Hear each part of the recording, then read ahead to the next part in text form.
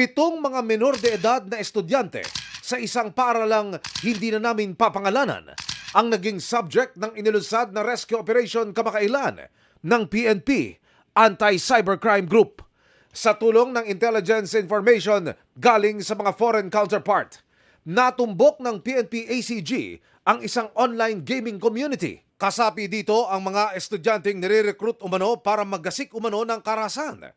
We were able to locate them through our constant cyber patrolling.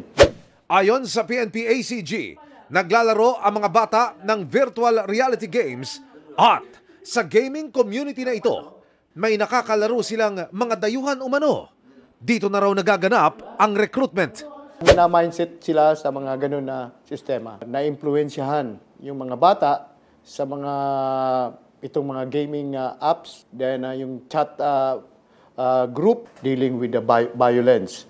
So, stating plans to commit assault or mass shooting and to include suicide after the activity. Mass borderer, mga mass shooter, so parang ina-idolize nila. Meron nga isa na lumalabas na idol niya si Hitler. Ito ang ilan sa mga larawang na-retrieve ng pulisya sa cellphone at gadgets ng mga estudyante. Nagpiprepare na ng mga gamit.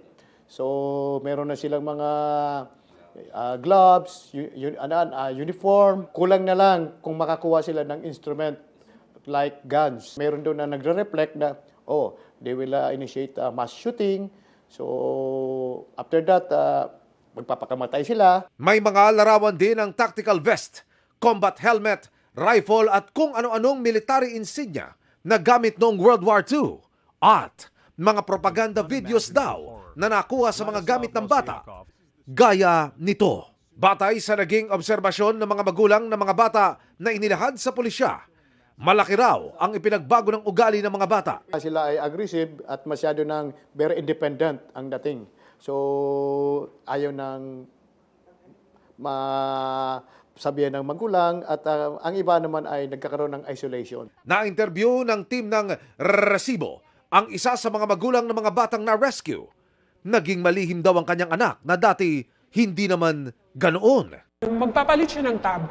Yun, ganun yung ano. Kunyari, we're on the same room, tapos gumalaw ako, tumayo ako. Magpapalit siya ng tab agad.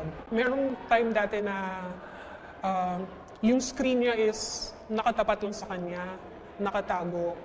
Ang mga batang nailigtas, mahigpit daw na binabantayan sa tulong ng Social Welfare Office. Kailangan bantayan nila ang kanilang mga anak sa paggamit ng kanilang mga computers o mga device. Especially itong mga virtual gamings na introducing violence.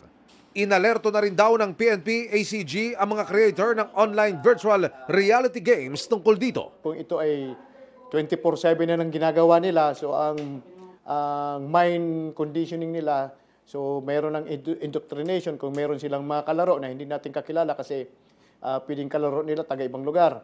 So merong mga pwedeng pumasok dyan na mga extremists. Pag hindi natin ito pinansin, it might turn to active violence. Ang karagdagang detalye, abangan sa Resibo, 2:45 p.m. ngayong linggo.